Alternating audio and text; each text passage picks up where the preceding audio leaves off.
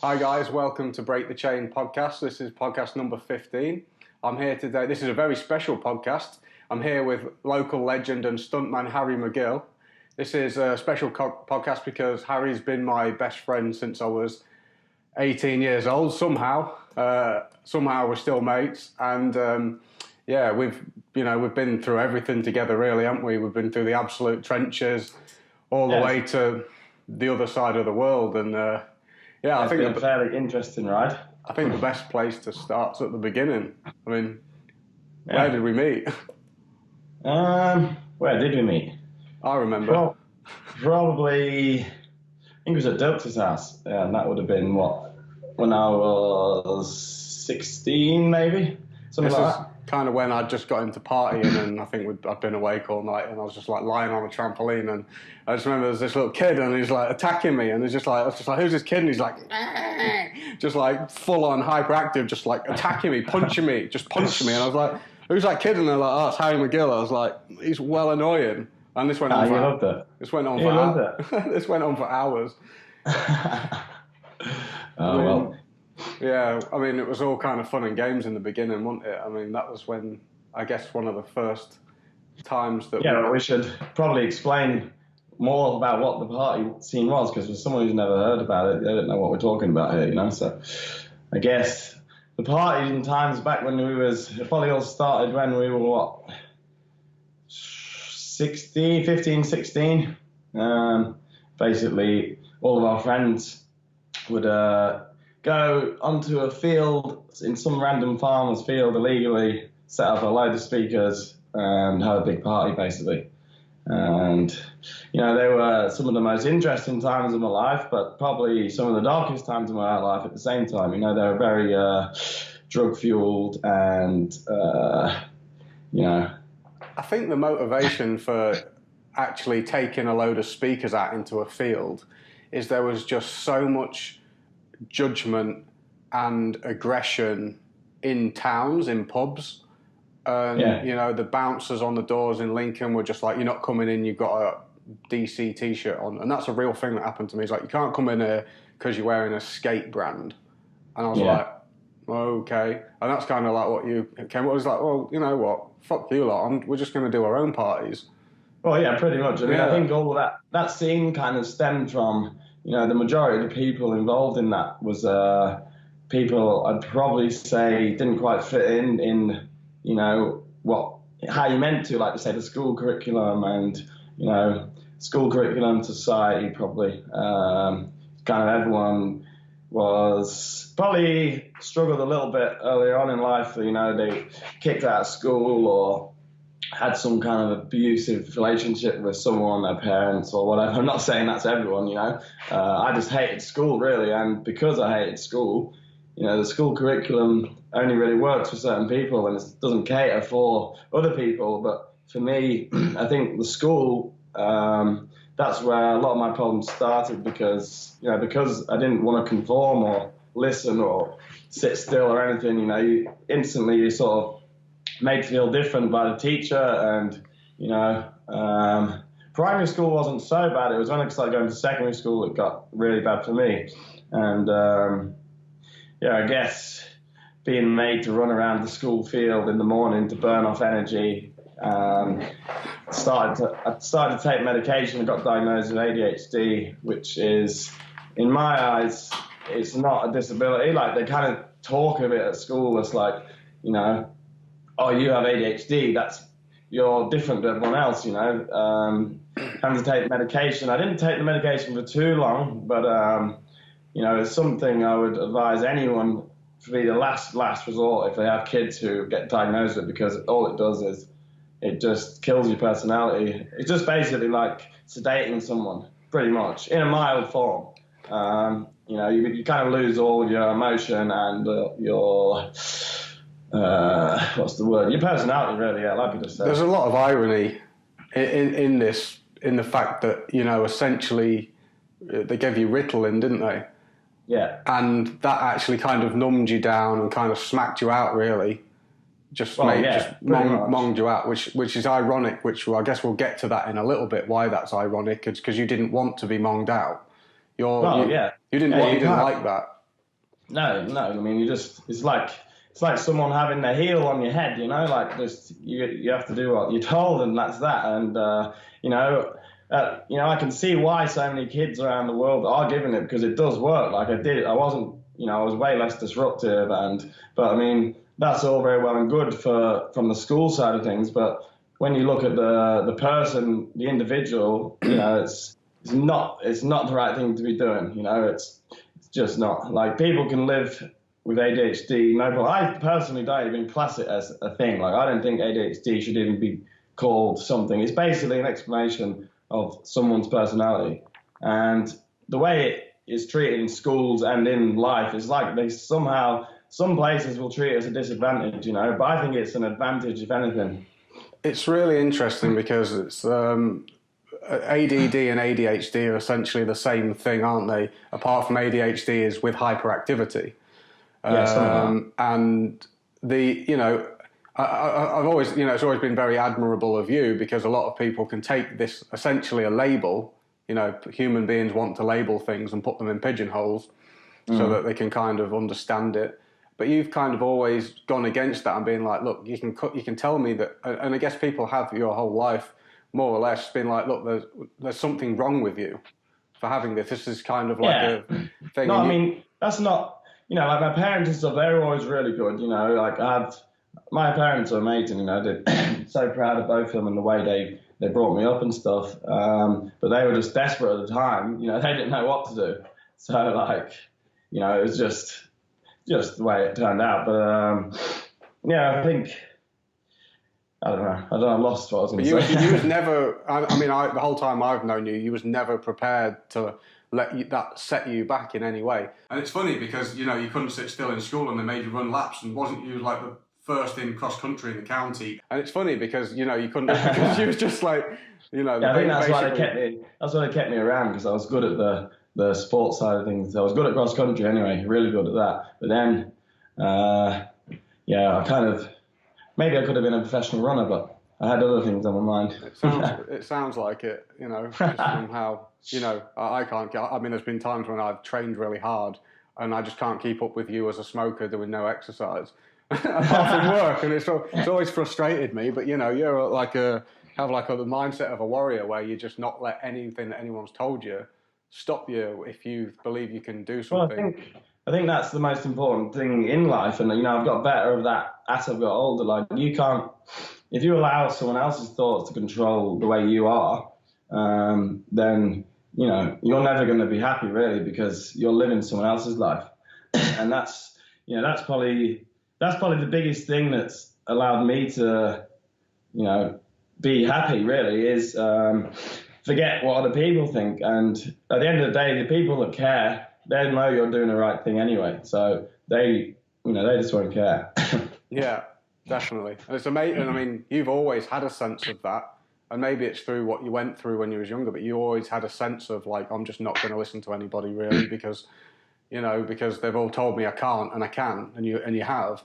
Whereas I know I definitely got heavily hit by judgment, and I lost myself quite. And this is where, like, the relationship I have with you is more like family, more like a brother. And you've always been the person that's held me accountable for when I'm absolutely full of shit. And you'll just stand there and be like, mate, you are full of shit, completely. You're an idiot. What are you doing? Or the guy who's been like, you're fat. What are you doing? You need to do some exercise now. You've put on about 10 tons. What are you doing? Stop eating bowls of sugary cereal. You're a big lad. You're a fairly big lad at this stage, especially out here. But, that doesn't matter. Really. And I needed that, and you need that sometimes. Well, I think that's another thing in life. People tiptoe around other people's. Obviously, you can't just go say it. I am definitely guilty of being probably too blunt sometimes, and probably offending people, which, that's not intentional, but like, it just sort of comes out that way. But I think if you're not honest with yourself mainly, then you're not going to go anywhere, because you're just kidding yourself. You just have to, you gotta be on. Like, this isn't something for me that's happened overnight. Like, all this stuff, like when I came to Australia, that was I'm pretty much on my last legs the first time. Like I probably only had a few months left in me, or I was probably gonna not be here anymore. And all this stuff that this has taken me years to get to where I am now. Like it's only really been the last 2 or 3 years that I've started to really start seeing things differently, and that's from making different life choices, like small changes. People think to pull yourself out of a hole, you need to do one massive change. But it doesn't work like that. Like it's all small, very small things. Each day, just tell yourself you're going to do this today, and you've achieved something by doing that one thing you said. Like when I was feeling very bad, it was actually when you left Australia. I'd split up with my ex-girlfriend, and I was on my own. I was in Brisbane there, just living on my own, working night shift. Pretty hard time for me. I just felt completely flat, and nothing was there for me. I was just thinking, what am I going to do? And the only way I managed to get out of it was by making these small changes that I'm talking about. Like I listened to a podcast, Tyson Fury's one on Joe Rogan's show, and I found that very helpful. Like I've not done any kind of running or anything like that for years, or even fitness really. Like I know I ride my push bike and stuff like that, but I'm not like fully focused on fitness, and I really think that's helped me a lot because, like Tyson Fury said, when he was suicidal, he was super overweight, like ridiculously obese, and he said to himself one morning, "I need to get the fuck up. I need to start doing something," and he started running. And he said to himself, "I don't care how far I run, how fast I run. But I'm going to start running." And he did. And, he started off at 1 kilometer, 2 kilometers, whatever. But like, that's something I started doing too. And it gives you that small sense of achievement. You've achieved one thing, that day. It doesn't matter. Like, it's only small, but it's a good platform to start building off, and bettering yourself. So that's a way for me. I don't know who says it, but it's like the devil makes work for idle minds. And if you lie around doing nothing, you kind of just start to ruminate about really bad things, and like you get bad thoughts. And if you get depressed, keeping moving when you're depressed is a good thing. If as soon as you end up lying in bed, sat there thinking, it ain't a good place to be. I look at old people. Like I think most old people you see, if they stop doing stuff, they seem to die. Obviously not everyone, but the most old people that I know or have been in my life, they're still active, they're still doing stuff. It's very important, I think, for anyone of any age to keep your mind occupied and try and keep doing something positive. Like, and another thing is, life isn't easy. Like people think straight, they label themselves, I'm depressed, I'm anxious, I'm this, I'm that. Like, but it's just life. Like life isn't easy. It's not. You don't have to suddenly become depressed or anxious because of one small thing, And you can get through nearly anything if you try. It's just. I think that's a very fashionable word nowadays, and I think it's thrown around too easily. Everyone kind of everyone can attach some kind of need for attention, and I think needs for attention should be addressed as well. If someone does need attention, there's something that needs to be addressed, and it's not like you're just an attention seeker. I think that's a valid thing that needs to be looked at, and what's actually going on there. And that call shouldn't be met every time, obviously. But I think there's like to say I am depressed. I think that's a bad statement. To say I feel depressed, but I am not depression. Like it's not my identity. I just feel it, and I notice I feel depressed. And what am I going to do about this? Rather than going into that and being like, this is me. This is my identity, and then through this depression is a vehicle for people to give me attention, which is easily, and there's a lot of that going on. I've spent a lot of time on mental health forums and groups, and I got a sense that there's the majority of the noise on those platforms is people that desire attention more than want to get better, because there's just like there's people venting. I feel this way. I am depressed. But there's no one's really asking any questions. How do I beat depression? How can I? It's really interesting. I think we should go back a few steps. Keep telling the touch story and try and fill in the blanks between Australia and things. So I think where we bonded was kind of when we did a party together, didn't we? We did that party together because we both had a few speakers. And we boarded up all the windows, and it was like, I think it was my birthday. It was like February. I think it was after I got caught selling drugs. Actually, it was like a miserable time for me. I nearly went to prison when I was 18 for getting caught with, possession with intent to supply ketamine. So it's kind of a bit of a miserable time for me as well. And I just crashed my car on drugs as well. Which one? You crashed about 50 cars. I've seen you crash about 4. You're not the best. That's one thing. You ain't good at driving yet, are you? Oh, yeah. There was a period in my time. I don't know. I thought I was Colin McRae, and I was like, Tell what happened to him. And that, or crossed with Michael Schumacher. Basically, I wasn't very good at driving when I was trying to go as fast as I could, which was absolutely stupid. And you're playing too much deep speed, mate. Oh God, I got bored of fixing or buying new cars or paying for speeding tickets. So yeah, I drive like a grandma now, actually. And I like it, and it's kind of good. And you probably moan. And in fact, you do moan that I drive too slow because you came over last Christmas and I was driving real slow. It's pretty annoying actually. Yeah. And there was. We realised that we actually met through like the drugs and the partying and stuff, and that community which provided a good community for each other. There was a good support for a lot of misfits within that, and some really amazing and wonderful, charismatic personalities. There's just like some really big personalities in that scene, weren't there?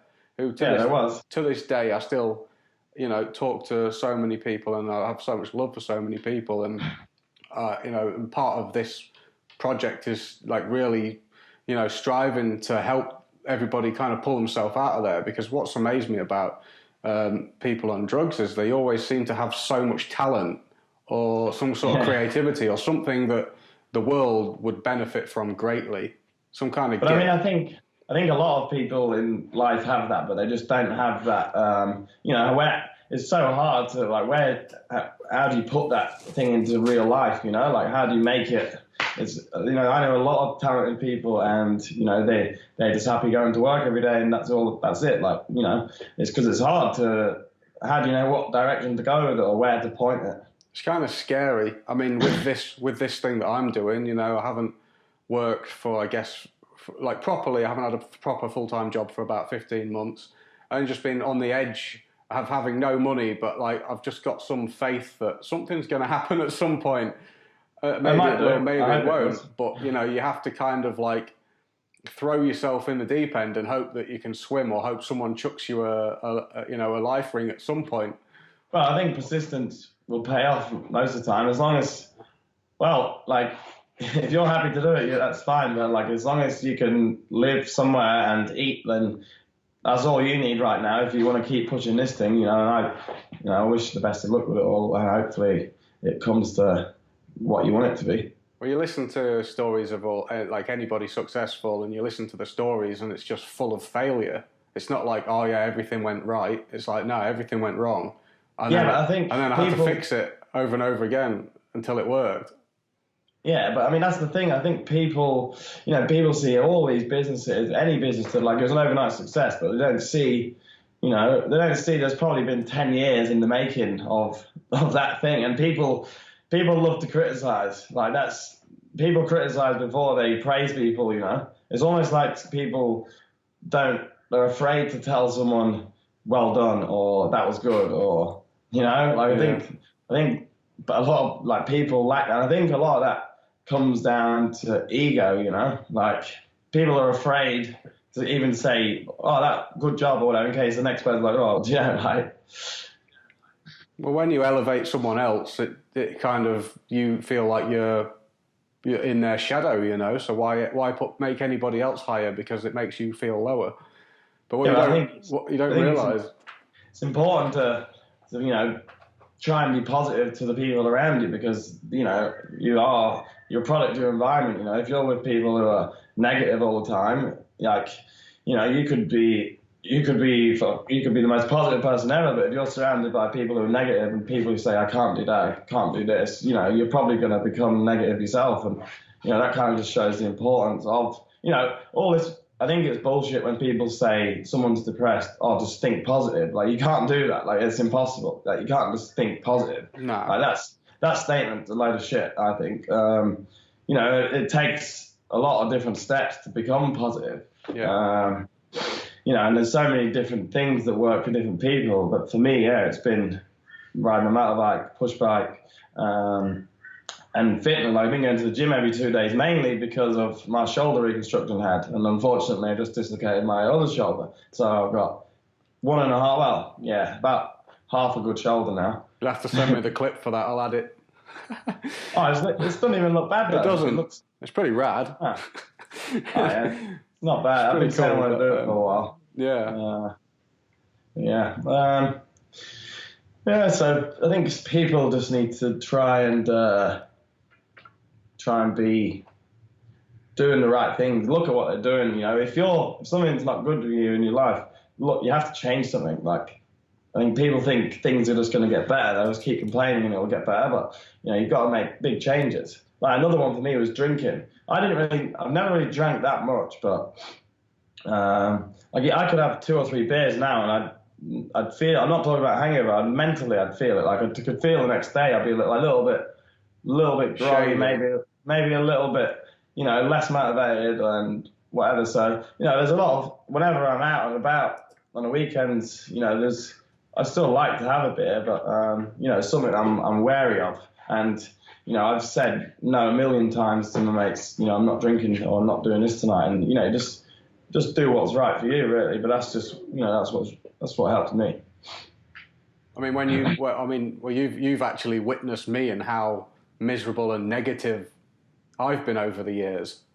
You know, for most of my life, I was in that state of negativity, and I can't. You was like, I can, and I was just like, I can't, and that was kind of like yin and yang, wasn't it? I mean, I guess you can. You can, though. I can. I know I can, but like, if you say I can't, you don't have to fail. Yeah, but that's like, you know, there's no point thinking like that. Like, so many people say, oh, I can't do that. And you're like, well, you can do that. Like, unless there's some physical disability or something like that, or, you know, everyone can achieve the same things other people can.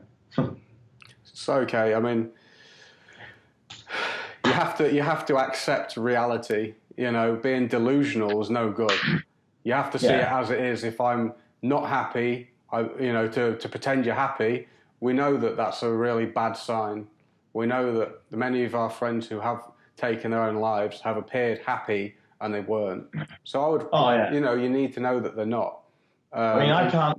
It's absolutely mind-blowing, really, how suicide is just so out of control now. Like, it's so out of control. I mean, but when I look back at myself in England now, I look and think, what were you doing for so long? Like, why didn't you try and come here sooner? And, you know, it's something that has affected me a lot, suicide, you know, like Matt and Doug, obviously, recently, for anyone who doesn't know, he was one of my best friends in England. And, like, you know, I pretty much did everything with that guy from the age of about 18 up until I come to Australia. And, yeah, he unfortunately lost his fight. And, you know, stuff like that's hard to deal with, especially, like, when things happen, you sort of feel quite alone out here when, you know, there's no one who can relate to him. And, you know, it's just another one thing. All I do to help deal with that is, you know, he always told me, never come home, keep doing what you're doing there. And so I'll just live my life as good as I can for him, because he unfortunately didn't make it. But, yeah. Shall we set a bit more? Let's go back and set a bit more of a scene. I feel like we're talking a lot. We've skipped ahead a few steps, and there's really a story here of how this all unfolded. So, you know, we've met and we've started partying together and we started doing these raves, and then you know, we realised that we both had the same hobby, which was like trials biking and extreme sports, which is kind of actually what bonded us together, isn't it? That kind of sealed the bond. And then from there, it was always just like, we was addicted to drugs, but we always wanted to live. You know, we wanted to. We had something that was kind of worth, and this is why I always feel so sorry for anyone who hasn't got a hobby or something that they can't do. I mean, snooker or pool, you can go down the pub, drink and play pool, but on trials bikes, We needed our balance and we needed our strength. And so sometimes we would actually be like, all right, well, I'm not going to do drugs today or tomorrow. And bearing in mind our level of addiction was all the time. There was practically, you couldn't not have it and you couldn't feel okay unless you was on it. It was that was how you met your baseline level of comfort in any way. Without it was just pure pain and psychological torture, wasn't it? Well, that's it. Like, it's the thing is, it's such a bad way to deal with things, though, because like it's such a temporary thing, and it can take you away there for that time you're on it, but that second you come off again, that next day it's all the same again, and you have to do it again and again. Like, when I tell people about my addiction, like, it was 24/7, and when I say 24/7, it was 24/7. Like, when I was awake, then I was taking it, and every time you took it, you'd be like, why am I doing this? I don't want to do this, and the pain I ended up in, and the Cramps and all that sort of stuff. I still to this day, with all my injuries, I've never experienced pain like that. And if that isn't enough motivation to make you stop, then nothing will. You'll be, laid there, just literally don't want to be alive, in so much pain, agony. You've got people, your family members around you knowing what's going on, and all that stuff is hurtful to you and obviously to them. It's just not a good place to be. It's funny because the chains of addiction are too light to be felt until they're too heavy to be broken, and you don't really know. It's all fun and then it's kind of gets muddled up and tainted with, and then obviously, like, you party all weekend, and then this is before you're doing it all the time, and then you're at work on a Monday and you bend down, tie up your shoelace, stand up, and you nearly faint. You nearly pass out, and then you have to work all day like that. And then Tuesday's not much better, bit better. No. Wednesday you start to come normal again, and then all of a sudden it's Friday, and you're back into this cycle, and it's kind of this roller coaster of like feeling like pure euphoria to absolutely pure disgrace, like the best to the worst within, constantly every week was a cycle of that, and then you realise that addiction creeps up, and then you realise that you can actually get rid of that feeling. And bearing in mind, all of your friends are using drugs. You don't really know anyone that you connect with that doesn't do this. So it's like, all right, we'll quit drugs. Well, if I quit drugs at the age of 18, I have to ditch all my friends, who means everything to me. I have to ditch everything I know and be like, all right, well, what am I going to do? And having friends and being accepted is more important than anything at that age. So whatever your group of friends is doing, you're probably going to do it.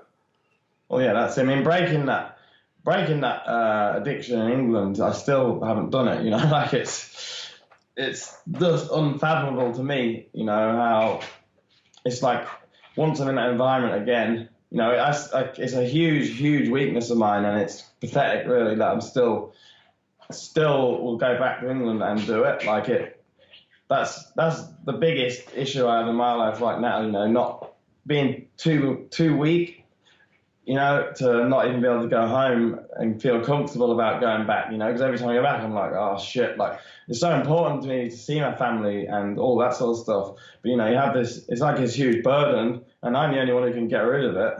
And I have to get rid of it because it's just ridiculous, and it's just such a massive weakness of mine that, there's no excuse for it now. Like, I could be here, live completely healthily normal, and it's a choice I'm making that's, I just put it down to weakness somehow, and I don't know how, because I've had a lot of strength in these last years to get to where I am now, so I don't know why I can't apply that there. I don't know.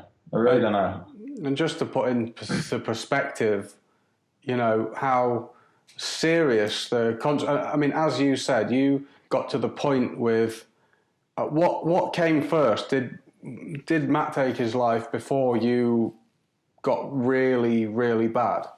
I mean, that seemed like that was around about that time when everything in our scene just turned on its head. It was like there was nothing good in that. Like everything was just an absolute nightmare, wasn't it? Yeah, I think around that time.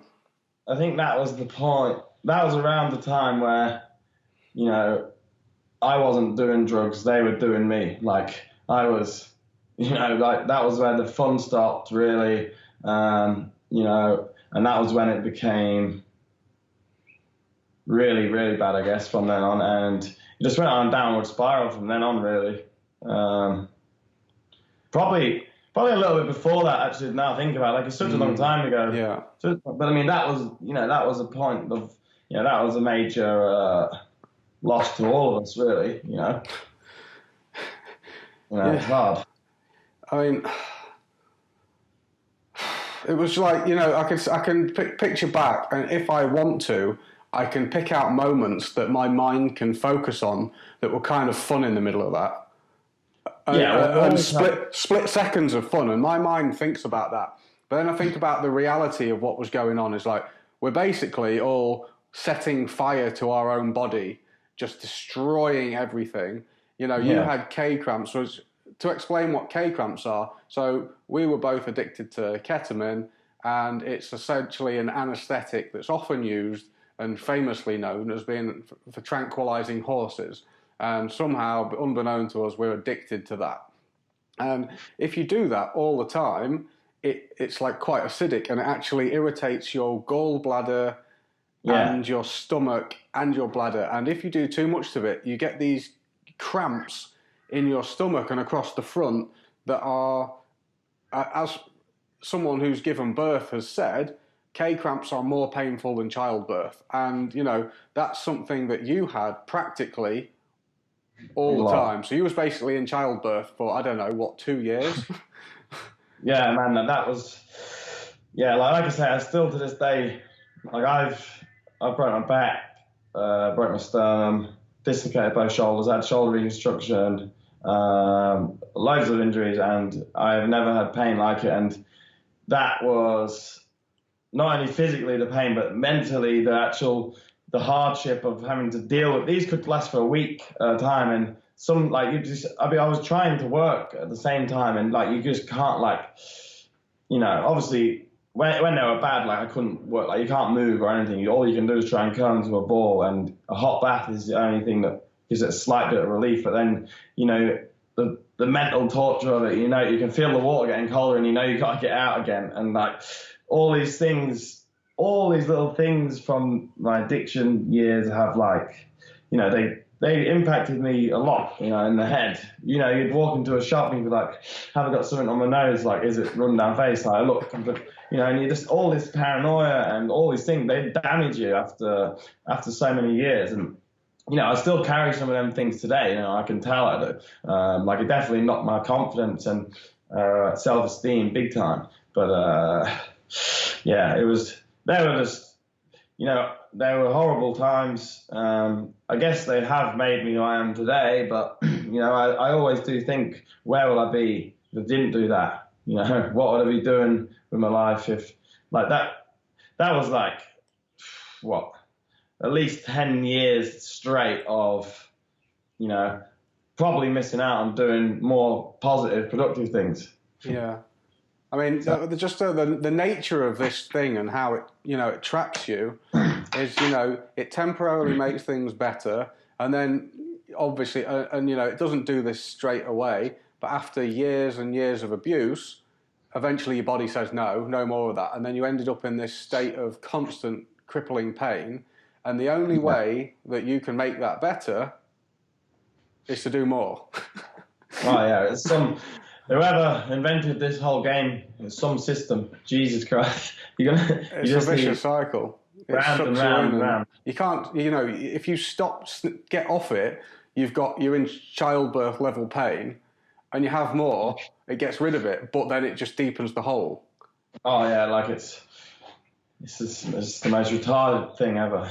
So like, when I look back at it now, I'm just like, how did I do that for so long? Like, how did I deal with that for that long? You know, like I look at people, you know, some of my good friends from school, still doing it today, and I kind of, in a way, I salute them for their mental strength for still being like, I don't know how they're still here, but you know. I mean, this conversation is such important conversation for people, and I know it is because I haven't talked with anyone about this specifically. The level of, and I had some quite devastating conversations this morning that, you know, for the first time in the time I've been doing this, I've been speechless. You know, one of our friends needs a kidney transplant from doing this. Another one, you know, we've got quite a few have a catheter bag because it wrecks your bladder and it scars your bladder to the point where it's so small that it, you know, and you constantly, and I experienced this myself. I had pains in my chest, had pains around the insides of my groin, and it makes your urinary tract so painful when you go to the toilet that you basically constantly feel like you need to go. It's like irritated at all times, and this is so fucked up. And yeah, and I know you're in a good place at the moment, and like you are, and I hope you don't mind me talking about this, but you know, the lowest point from my perspective, I don't know if this was the lowest point, but you know, Matt had just took his own life, and then you was in a situation where you was completely powerless. I know you was experiencing a great deal of shame.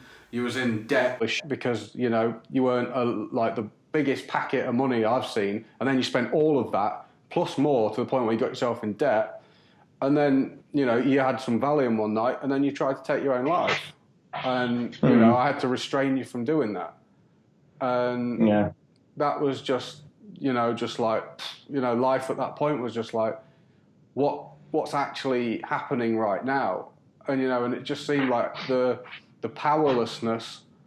Your powerlessness combined with the shame, combined with the frustration of, and I was in your energy, and like I was getting thoughts coming into my head of like, throw yourself out of a moving car. I was getting that thought. It just felt like I was tapping and being around you. I was getting suicidal thoughts, and I wasn't even suicidal myself. I mean, they were, you know, that was probably that was the heaviest times of my life, I guess, in terms of bad times. But like, you know, I always got used. I have to thank for my life in a way, because, you know, you pretty much got me out here, and straight after that, you didn't leave my side for about a week, you know. And like, that was the most stressful week of my life. Do you know what actually? And the reason why I've mentioned this is because, you know, I know that your family are kind of not super keen on you putting this information out there because it's sensitive, and it is, you know, and it is heavy. But, you know, and the decision in that time when, you know, I expected to find you dead for 7 days straight. I just, you know, and I wouldn't be surprised because I got it because the situation that you was in at the time. And then the decision that I made that was actually, I think that was the biggest thing, is I was just like, and you told me, please don't call my family. And I was just like, you know, if anyone's ever in that situation, don't have that all on your shoulders, you know. And I called your family, and I just had to say it as it was. Yeah. You know, Harry's tried to take his own life, please come and help me. And to tell someone's parents that isn't really a very nice thing to do. But and I actually think that your life got harder after that, probably. But maybe in a way, I mean, in a way that was kind of healing, because then your parents actually kind of knew, you know, a bit about what was going on, and people can actually look after you if they know where you are. And if someone's kind of in that headspace, and no one knows that they're in that headspace, and especially the ones that love you, who can help you? No one's going to help you if they don't know. I mean, I think that's like a very important part of anyone getting better in any way, not just addiction. You know, let other people know, talk to other people. There's so many blokes now that I know personally that are probably not having the best time, and they won't talk to people. And you can't make someone talk. Like that's an entirely personal choice to them. But like that's part. There's so much.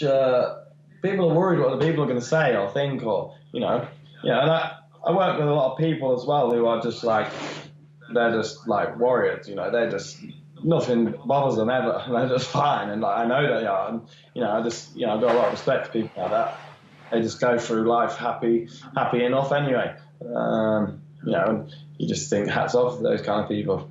Some people are really good at fighting, and you're one of them. I mean, I know, because shortly after that I had to leave the country, and I was just like, if I leave, how is he going to survive? And I honestly just didn't, and at that point it was left down, all I could do was pray, because I was just like, your parents didn't want you to go to Australia. I was like, please let me take you to Australia. And how would they know that if you went, that you wasn't going to be the same except out of their care? That's it. Like, that's what a lot of people thought. They were worried. My parents said to me the first time I went, they thought they're never going to see me again. That's that's pretty hard when in my head I knew that it was going to save me. Like I was so confident that it was going to save me, and it was the best thing I ever did, and still is. I'm so grateful that I got you. Well, basically, you gave me the opportunity to do it. If it wasn't for you, I probably wouldn't have made it. And your parents. And them as well. The support you've had has just been absolutely unreal. Really throughout my whole life, they couldn't ask for better parents. And my parents have put up with some shit. They put up with some stuff, and hats off to them, because that can't have been very good for them at all. It really can't. No, of course not. But yeah, I think we were lucky. We were lucky we had the parents we did. And another thing, I've tried to get quite a lot of my friends out here that are in similar situations, and no one. Like, I'd offer them the money to do it, everything. Like, say, look, I'll lend you the money, pay them back when you get here. Australia's a good country. You can go to work for 2 weeks and pay most people back for anything. It's pretty good about that. And it's just, I don't know what it is, whether people are scared to do it or whether they're, I don't know, whether they're just they are comfortable maybe doing what they're doing. But I mean, it's not all.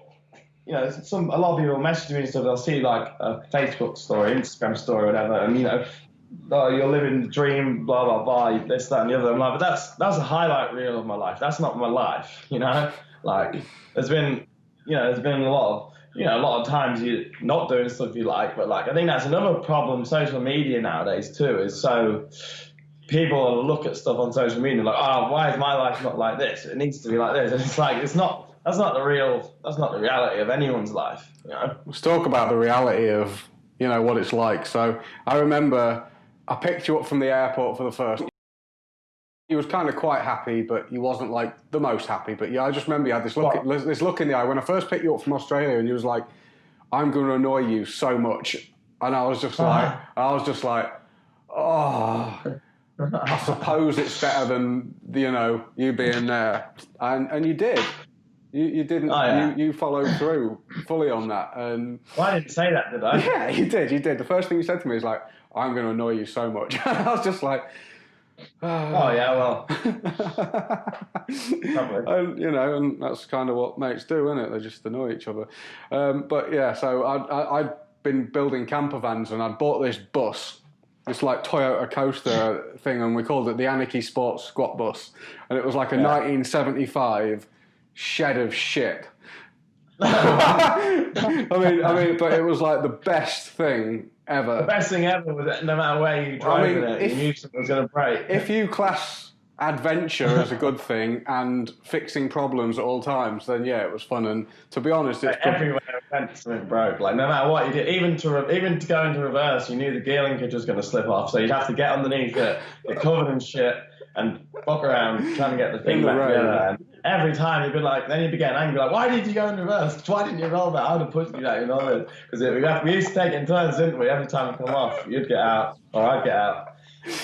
Oh man, the exhaust They were fell some of off. the best times. They were probably the best times I had in Australia. Like that, when we were traveling around Australia in that bus, man, that was so fun. Like we had fuck all really either. We didn't have any money or. I was borderline an anxious wreck though, because you was poking me with a stick. You know where my buttons are, and you push them over and over again. And we lived in a bus together for 6 months, and there's 2 of us in there, and I built a double bed at each end, and we had 2 push bikes in there.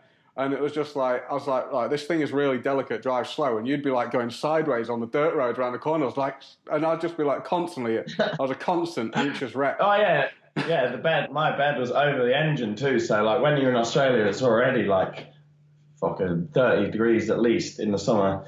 And we probably drive for like 10 hours. And then my bed would be over the engine. So there'd be a small hatch under the floor and the engine was there. So you'd get like 30-degree heat, 100% humidity, and then the heat of the engine as well. So you're basically in an oven. So yeah, that was really fun. Yeah. But all these times, probably they were the best times I've had in Australia, without a doubt. Well, so much fun. And I think things like that are good for people too. Is to go on an adventure, do stuff that you're unsure about, like just because that was we winged that whole fucking thing. I remember when we were doing our white card test.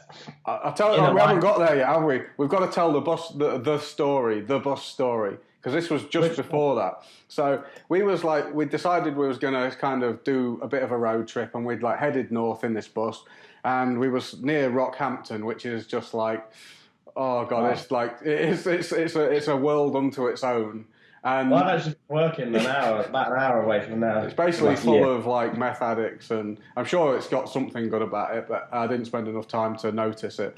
Maybe it was just my perception of the place at the time. Good there. And anyway, so I was driving along in this bus, and I went to put my foot on the clutch, and it just dropped all the way to the floor.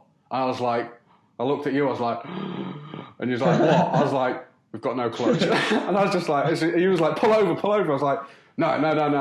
So I just like kept sending it. He was like, mate, pull over. I was like, no. And I just ignored you. And I was stuck in 5th gear. I was stuck in like 5th gear or something. And I just like had to go through like 4 sets of reds just straight over crossroads. And I was like, until I was just like, yes. And I saw a petrol station, a servo. That's Aussie for service station.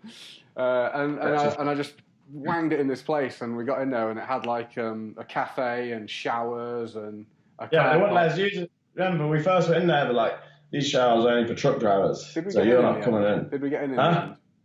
Yeah, of course we did. Yeah, I got. We were like on first name terms. We were there for 3 days? Yeah.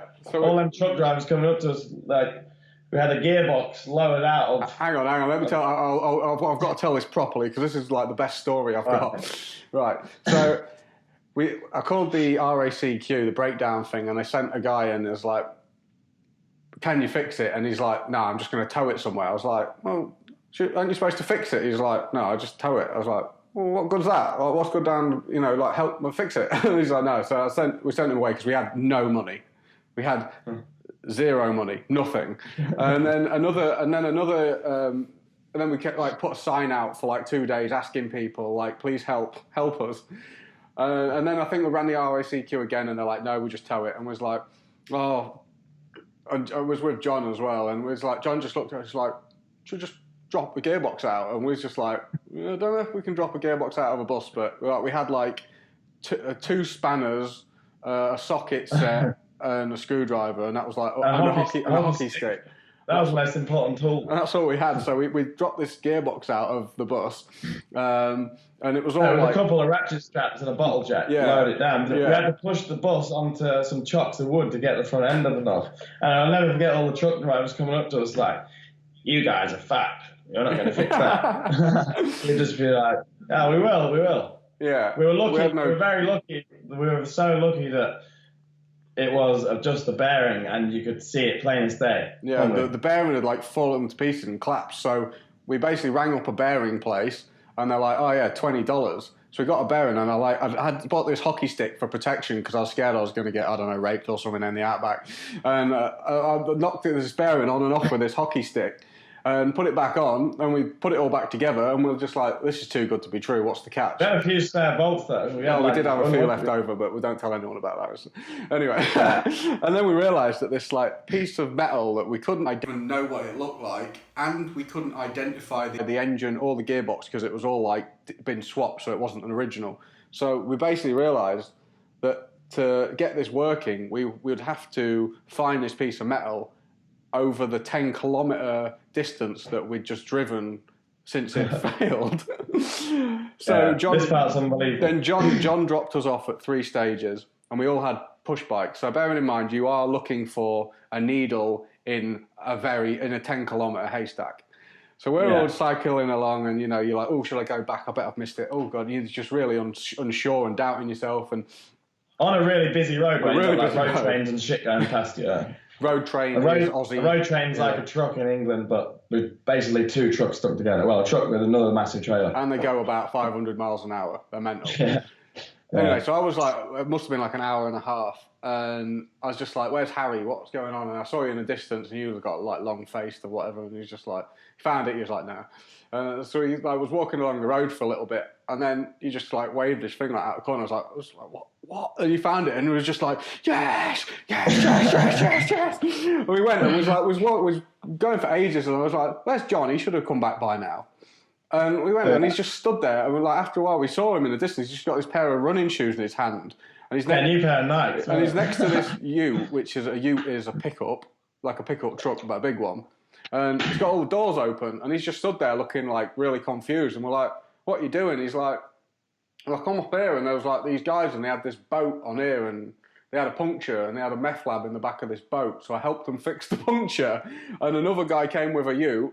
They gave me these running shoes, and then they skidded off and left, and he's just stood there with these running shoes in his hand. He's like, so basically he helped someone fix the puncture on their meth lab boat, and then they left this stolen ute with a pair of the stolen running shoes in John's hand, and he's just like all confused. Yeah, like, that was to keep his mouth shut. Give him a pair of Nike shoes. They're not too bad either. They're brand new. Oh my God! So we went. That time was unbelievable. I drove past that petrol station too. I've drove past that petrol station 3 times in the last year as well, and every time you're just like, "Fuck, that's funny." I'd love to see it again. But we got it going, bled the clutch, and off we went. That's unbelievable, really, isn't it? Got to Airlie Beach, and we realised that it was heavenly. We was like so happy with this place. It looked like heaven on earth when we drove over the mountains. Like, mate, we're staying here. Everyone's like, you will not get a job here. Yeah. You will not get a job here. And was like, we needed to get. We rang. I think we rang between us 300 people. Shit. I think we rang. Yeah. I rang like in Airlie Beach. People would answer the phone. They'd hear my voice. They'd be like, "Stop ringing us." We were so determined to stay there, and we actually drove away, didn't we? We went to Townsville. Yeah. In Townsville, then we got a phone call saying, you can start work tomorrow.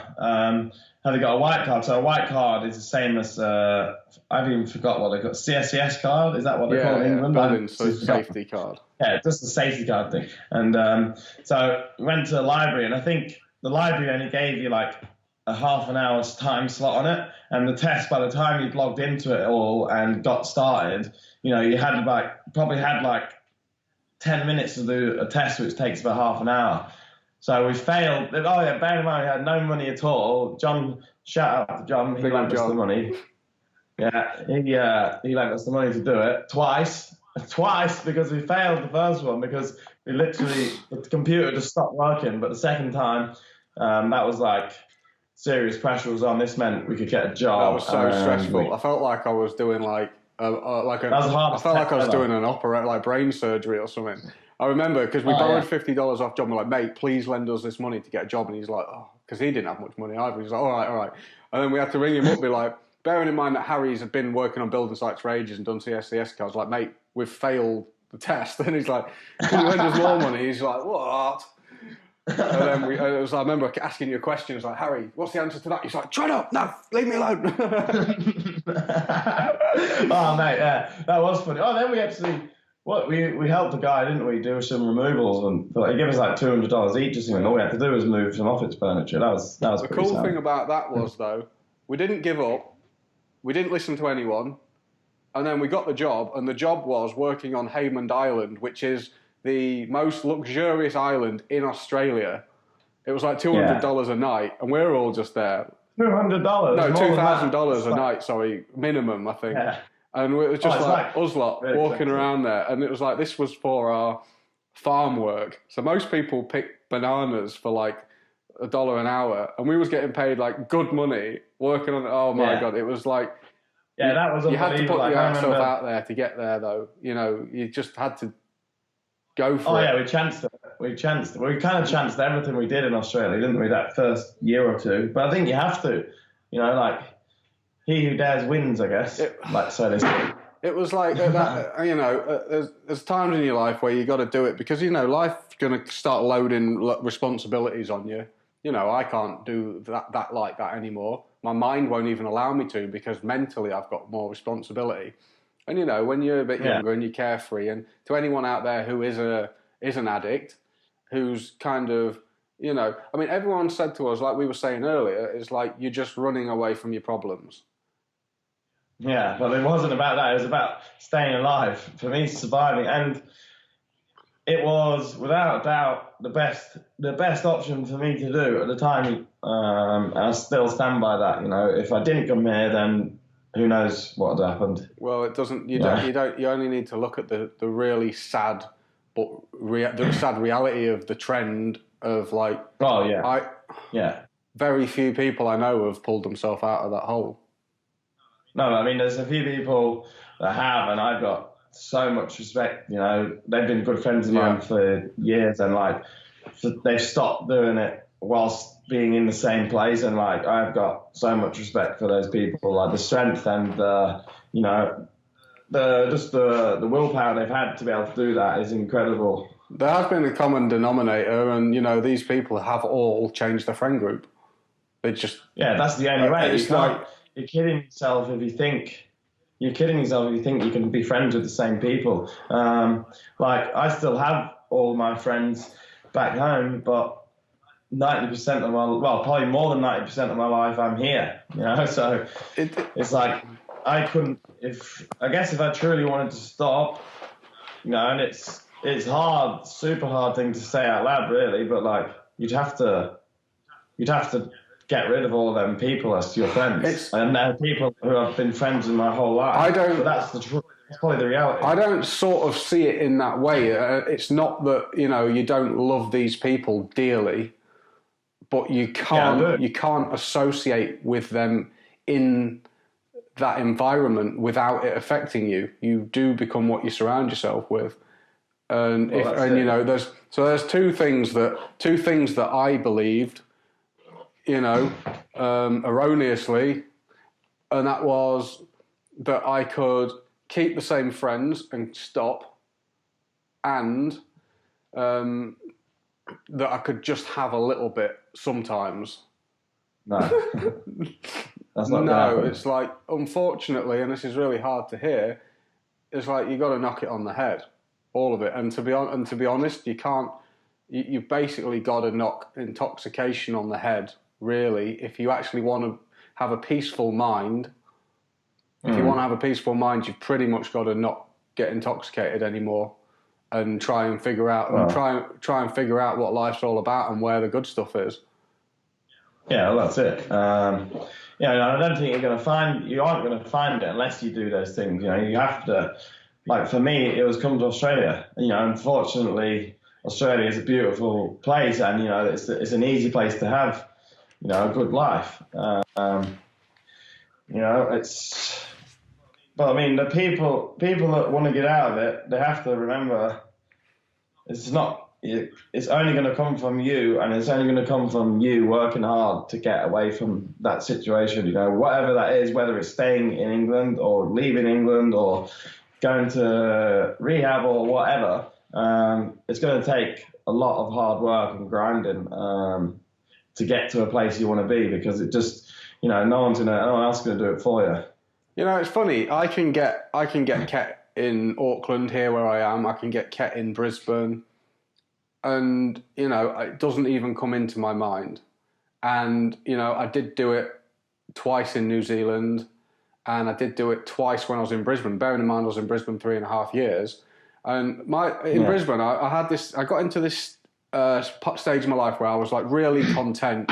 I was working hard, and then I'd come home and I'd have this Friday night ritual, and we'd just sit on the sofa, you know, maybe have a beer at the time or whatever it was I was doing, but like generally just relaxing into this sofa and just being like, this is really comfortable, and I don't need to do anything. And then I went to a place that my heart told me, you're going to this place for the wrong reasons. You know, there's some desire inside you that's going here, and in the back of your head, your mind's kind of hoping that you can get drugs here. And I went. Yeah, you've always said that to me. I've never had the hope to get drugs here ever. Like, you know, I've only ever come across it from you telling me, but I've never ever come across it around Gold Coast ever. Like, I've never heard anyone even talk about it. It just proves that, you know, it always found me in Austria, Australia, New Zealand, which is just mind-blowing because people don't see that stuff here. But it always found me. Are you sure you didn't find it? No. It just used to, like, because something inside me wanted it deep down. Because I never got as low as you did, to the point where it was like, I have to stop this. And I never wanted to quit. And I was just like, how do I make myself want to quit? Why do I keep loving it, you know? Why does my mind just think that it's like the best thing ever, always, over and over again, and not see how bad it is? You know, and then I did it in Brisbane, and it took every bit of peace that I had. My peacefulness was gone because every Friday night came, and that's all I thought about was, I want to go and do that again. And it took so long to get rid of that anxiety and that discontentment again. Yeah, I never put myself in that situation here, and I don't think I ever will. It's a terrible idea. But it's not. I genuinely have zero interest. It's like strange. Not at all. It's like I don't even want to go.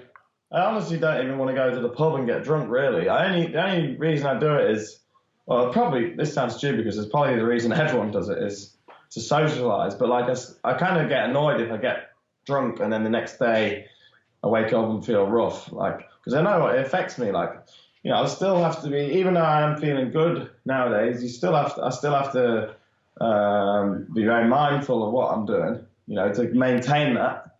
You don't want to go out, get really drunk, someone say, do you want some of this, blah blah, do you know what I mean? Like, it's and what I will say is, when you kind of do it here, without the attack, without all of everything else with it, without the friends and the parties and the raves and all these things go.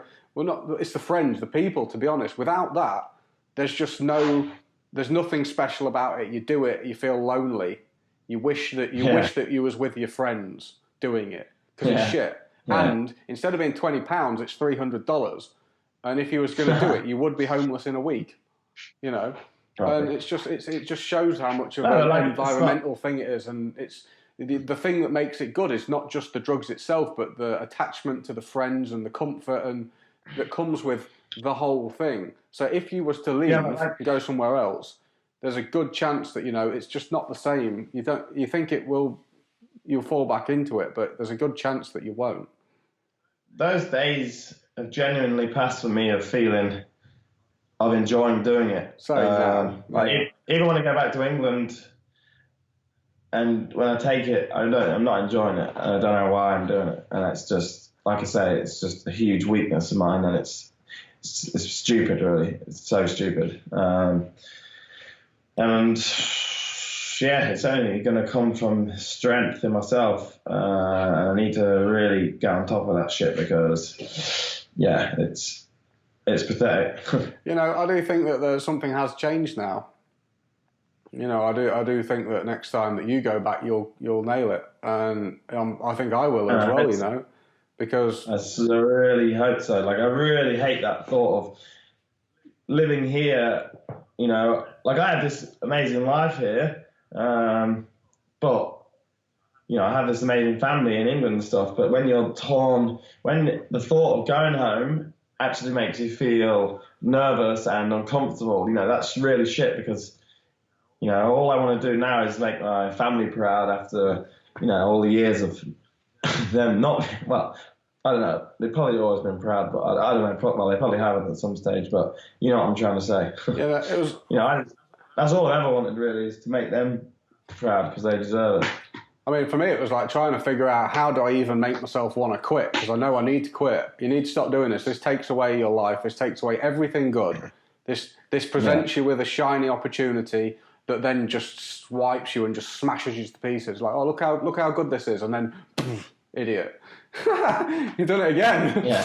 It's just like it's pure temptation, and it's not good. And the only thing that is good is the basically snapshot that it shows you of like that part of like a picture that's just so big. It's like, oh, look at this bit. Oh yeah, it looks alright. Yeah. Well, yeah, that's it. I mean, I think the best thing to do is just try and find what you're passionate about and keep doing it. Like, get whatever it is that drugs give you. That's how I've always compared extreme sports. Like, I think that's maybe part of why I push drugs to the extreme so much. Like, I like all the sports I do, they're classed as extreme sports. But I mean, I think if you're in your comfort zone, this is in everything, not just to do with extreme sports or any sports, but if you live in your comfort zone your whole life, whether it be not taking a risk with your job or not taking a risk, I don't know, by like not just not always going with the safest, easiest option, like if you do that, then you'll probably never end up growing too much as a person, Being in your comfort zone is not your friend at all, and it's just it's one of them things that's helped me change a lot. Like being out here, you've had to take chances, you've had to do stuff on your own. You've had no kind of plan B. So all these things have, this is like what I was saying earlier about this journey for me to get to where I am. It's been long. And it's been all these small steps. I know, I wish I could write a plan and tell you how I went from A to Z or whatever, but there's too many things. There's a few things that, you've said to me, and that's like, one, being authentic and being yourself, not trying to be someone you're not. I mean, a drug addiction is essentially choosing to be happy and comfort over everything else. Absolutely everything else. A drug addiction is, I want to be emotionally comfortable. I don't want to feel anxious or scared or unloved. I want to block out all these things. I don't want to process emotion. So let's just choose to feel comfortable above looking after my body, looking after my friends, looking after my family, and it's not that you don't want to do that. It's just you're not aware because you've blocked it out. No, but it's like being an addict is just the worst thing ever, though. Like, it's like you don't want to die, but you don't know how to live. Yeah. And it's like that is just that's the worst feeling ever. And I would not wish drug addiction on anybody. Like, it's the worst. It's the worst thing I've dealt with in my life, and I wish, it's something that can grab hold of you very, very quickly. For the worst. Think that decision in itself, making the decision, saying, I want to live. I don't want to die. I don't want this anymore. I want to live.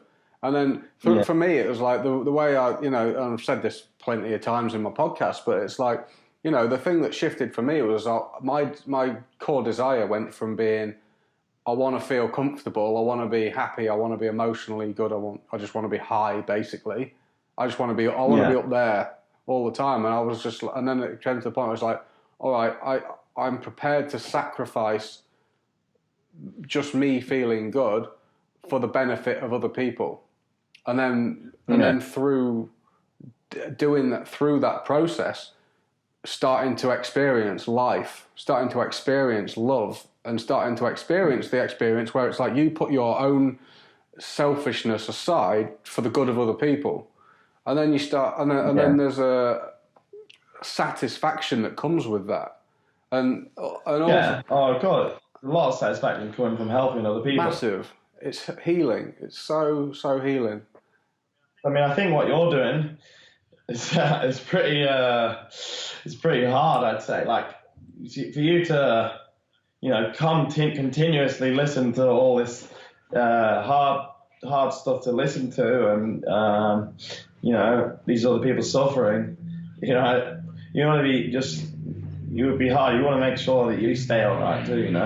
And you need to talk to people too. I do. I do have to constantly. You know, I don't know. I've made it my life. My life is this constant flicking between the tours and then passing it on. I'm just kind of like a link in the chain, passing this. You're the middleman. I'm the middleman that's trying to bridge. You know, I found this spiritual process and all this information that the moment I heard it being spoken, I was like, "Whoa, that's true." You know, that information, what you're saying there is solid. It's concrete. I can't argue with that. I was like, and then practiced it. And then obviously I went from being a self-centered little wanker to someone who's, and to be honest, and like arsey all the time, moody. You're still a wanker. Yeah. But you know, you've lived with me. You lived, you know, and I'm moody and, you know, whilst... In close proximity, within, like, this social distancing stuff wouldn't work anymore. Not on that bus. It was too tight for that. We had 3 of us on there at one point, didn't we? But, you know, and it has actually changed me as a person. I think I'm a better person for doing it. You know, I get a sense that I am. I don't see, like, for some people watching, so James was in Australia. He's in New Zealand now. So how long have you been in New Zealand now? 2.5 years. Yeah, so me and him have been best friends for a long time, but I mean, we haven't seen each other in over a year now. When did I come? Last Christmas or the year before? Christmas. Year before? Not last one, the one before, yeah. Yeah, so, because a lot of people message me, have you seen James recently? I'm like, he's in New Zealand. Like, it's like some people don't even know like where we are. Someone doesn't know where, I think people don't, I've told people that about 10 times and they're like, how's Australia? Yeah. Oh, easy to mess up. They're pretty close to each other. I want to say how much of a wonderful country New Zealand is as well. Like, it's just like, I don't know, like, Australia was amazing, and it is amazing and beautiful, and the weather and all that. But then something about New Zealand, it's just so peaceful. It's like, it's like something about it that's really serene and calm. And if you want a place for a reset, and that's not accessible to everyone, but to be honest, New Zealand's basically Scotland, but with better weather. So go to Scotland. Yeah, I mean, if you haven't got that choice, just go to Scotland, because Scotland's great as well. Yeah, I mean, New Zealand, I love New Zealand. Like, the South Island is unbelievable. Like, if you want to go see scenery, go to New Zealand and just drive around it, and you'll actually get sick of saying, wow, look at that.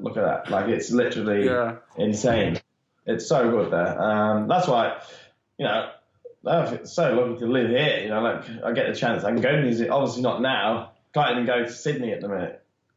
The Queensland borders are closed now. I tell you what, was something I'll mention, because there'll be a lot of people listening to this being like, I wish I could go to Australia. I can't afford that. I can never afford that, you know.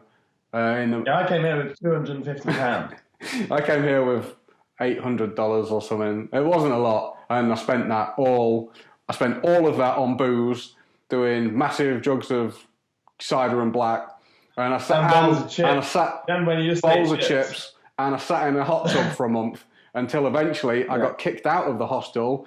I got kicked out, which was also the one that was going to give me the job the following day, and then I basically had to sleep in a van. I've been practically homeless a few times in Australia, and the first time I was lucky to get taken in by a German man who was very nice to me and taught me my trade, essentially taught me how to do my job. And then the second time I was homeless, Owen took me in. Thank you, Owen. Yeah. Thank you, Owen. And it's not been easy. It hasn't been easy. But neither's being a drug addict. So here's something that's an absolute fact. It is better to have no money at all and be sleeping in a tent in a bush than it is to be in mum and dad's house, which is completely, you know, comfortable, and you've got support from your family. It's actually better to be in the bush homeless in Australia than it is to be a drug addict in your house. And that's the fucking truth. Yeah, way better. Way You're just kind of like, well, this is a bit hard, this is a bit mental, but... No, you're completely right on that. Like, anything's better than it. Like, a lot of things are better anyway. I mean, it's, like I said, feelings of powerlessness are, in my strong beliefs what's responsible for, the escalating to the point of suicide. Once you feel like there's no hope anymore, that you're completely powerless, that's what, when you get to that point, you're like, okay, well, there's nothing I can do anymore. This must be the final resort. But you're never powerless. There's always something you can do. And we've been talking about going to Australia or New Zealand, which I understand is not impossible, but very, very, very difficult and an abstract idea for most people. But if you live in Lincoln or in a specific town in England, moving 2 hours away from there, just think how resourceful you are as a drug addict. If you need money, you can get it. So if you had to get yourself from one situation into another that was 2, or I would recommend probably at least 3 hours away from where you're from, and give yourself that psychological distance. If you had to do that to get your drugs, you'd do it in, I don't know, 2 hours. You'd figure out a way. Boom, boom. You used to drive. Remember that time at where was it? Leeds Festival. Oh God, I don't drive. Oh yeah, we don't have to talk about that. But I'll just briefly sum it up. It was at a festival. He ran out of stuff, and then no, I didn't run out of stuff. The festival, leaving the festival is a big thing in itself, just with the queue, security, all that shit. And that's what happens when you really want drugs. You left the festival, drove for 2 hours, drove straight back another 2 hours. I drove 2 hours to the festival via picking all you lot up, and it was a mission.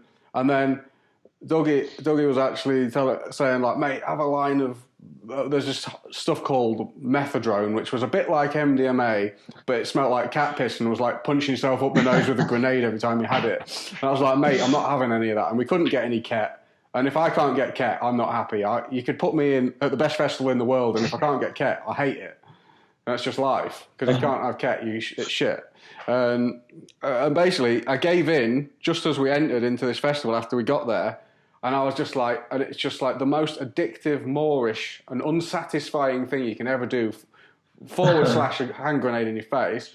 And I immediately turned around, drove 2 hours back so that I could tick, which means loan a load off one of my mates. And then I sniffed it all, 28 grams, and gave it all out that weekend. So basically I just all my clothes smelled like cat piss, and I had like the sorest nose. It was all red. You had a great time. Oh my God, it was miserable. I think Matt and Dougie were at that festival. Yeah, I'm pretty sure that was a good festival. Apart from that, which was all of it for you. My dad gave me a funny look when I walked in after that.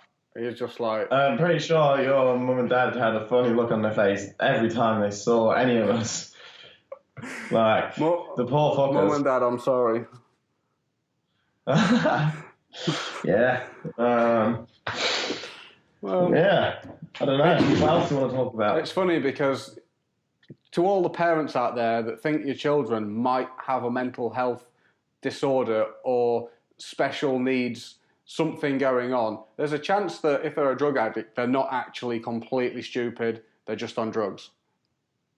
Someone said to me yesterday, is like, did you used to know this much stuff? And I was just like, yeah, I kind of chose to be mentally handicapped by choice. It's like, well, you made yourself retarded. Yeah, it's a really, really strange and unusual thing to do. And I think we're nearly there. We've done an hour and 24 minutes. Well, the other thing that might be nice to talk about was your experience in Nepal. Oh, Nepal. Yeah, that was good. That's something. I know some people aren't into this kind of stuff, like whatever, that's fine. But my experience in Nepal was probably the best time I've ever had. Probably. So basically, there was an earthquake. I think it was in 2013. There was a massive earthquake in Nepal, and I couldn't tell you statistics. I'm not good at numbers, but a lot of people died. A lot of people were homeless. The whole place got really fucked up. People without clean drinking water because of all the mudslides and all this sort of stuff. And it was that was after the first year I was in Australia. I came back to England, and a friend of mine, Leo Scott Smith, aka Donkey, he he told me about he was going out to Nepal to do some charity work because guy Gary Goddard he runs Links to Nepal it's called, and before the earthquake he was kind of to help educate children and women empowerment and stuff like that. But they went out there doing like a relief thing out there. So we went out there for a month and flew into there, and it was literally like something out of a film. Like I remember landing in the airport, getting in a taxi, and there was just power lines all across the road. The whole streets were just lined with people just everywhere, like young kids, old people, just every type of person. And yeah, it's kind of quite shocking, really. Like they don't have, a country like Nepal doesn't have the infrastructure or the resources to clean something like that up. So this place got fucked up. And going there for a month, the main aim was to rebuild, well, not rebuild houses, but make new houses. And they were basically a shelter. So it was like a 50 mil steel tube that was rolled into like a barn, like a half circle shape. And we were pretty much putting 3 of them in and then some roofing sheets over the top, and then the local people would brick up each end. But that experience there, like what we were saying earlier about how helping other people could make you happy, that really did help. And a big thing for me was it kind of put stuff into perspective of, what we class as suffering and what we class as having a bad time. It was kind of like, what they deal with is, got what we do. I mean, it's got nothing on what we think is bad, And like another thing, like there's a saying, I think it's actually Travis Pastrana. I heard it on a podcast with Harry Binkin. It's, you don't have to do it, you get to do it. And when I'm having a shit time or doing something, I think to myself, I don't have to do this, I get to do it. And when I think about all the people in Nepal, if they had the chance, to do what I do, they would be so grateful and so happy. And, that one sentence for me helps me a lot because it can be, you can relate it to anything. So, yeah, that was one of the best times I've had. One lesson that teaches you as well is like everybody, I say everybody, but, it's common thinking to think that this world is really quite, especially if you're from the Western countries, it's really stable, and this world must be for my enjoyment. And and to think I expect to be happy, I deserve to be happy, and to have the expectation of happiness. And it's just so destructive, because anything that's not happiness is a miserable experience for you, and you don't enjoy anything but that highest point. And that's the life of a drug addict: is I expect to feel good. But forget about that. Throw that and practically throw all expectations in the bin if you ever want to be happy. If you ever want to feel good or peaceful or happy, throw all expectations in the bin and do the work. Yeah. Do the work every day that brings about the results. Do the things. Yeah. Do the things that bring about happiness. And that's it. Don't expect that it's just going to happen. It's not, is it? Yeah. No, definitely not. Like, it's all going to take hard work. Like, keep saying that, but it is. It's just not going to happen without you doing something about it. That Nepal just shows you, like, and coronavirus, and God knows how many other lessons that we seem to forget about in this world throughout history forever, show us that this world is not a safe and stable place. So don't expect it to be good. I mean, you get so many people, they're planning their retirements. And I mean, planning a retirement for a start, kind of do the work. So if you get there, it's good. But don't start planning it now, and expecting that everything's going to stay in the same place, and finding security in things that are unstable, and don't try not to make those your senses of security. I mean, we made drugs was our sense of security, and you take that chemical and like, this is my security and my stability, and it's fading, The drugs fade, and the effects fade, and the fun fades, and it's just like your security is fading, and it's just like it's a miserable, right. It's a miserable thing to put in the center of your life. Yeah, definitely. Yeah, I think the thing that you do put in the center is going to define every single aspect of your behavior, what's going on around you, and how how good your life is. And if you make the centre of your life and your values are more about helping people than yourself. Yeah, that's it. What do you reckon? We've done, hour and a half. I think that's a good time to call it quits. Where can people find your stuntman extraordinaire? I don't know. I don't really. It's really hard to actually. You're not on YouTube. I don't really play anything on YouTube. It's all on Instagram or. What's your Instagram? I actually don't know. I'd have to look. But my phone, I can't go on my phone. It's recording. But I can give you it, and you can put it on the screen. We'll put it on the screen at the bottom. But there's nothing. Like I say, I don't know. It's hard to make anything good anymore because there's no one to film. Yeah. You need someone to film you, really. So the punchline is, if anyone wants to film Harry McGill doing stunts once his shoulder gets better, just drop us a message in the bottom below, and he's probably, you're probably going to be internet famous now after this. So expect an absolute, influx of DMs coming your way, mate. Oh yeah, probably people trying to give me cars and all sorts. Yeah. All right, mate. Well, thank you very much for coming on. It was always going to be fun to do this. Well, it was a good time to do it. So finally got around to doing it, and thanks. Don't forget to follow Break the Chain.